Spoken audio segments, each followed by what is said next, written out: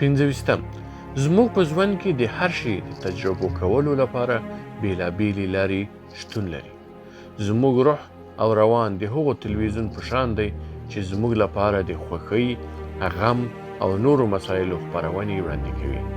هر وخت چې وغواړې کولی سې له هر ډول احساس سره مخ شو. خو یوازې پکار ده چې یو غوره او سم کانال انتخاب کړو.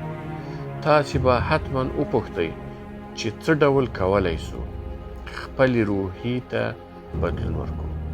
د دې لپاره چې خپله روحیه عالي وساتې، د خپل ژوندانه په بهترینو شعبو کې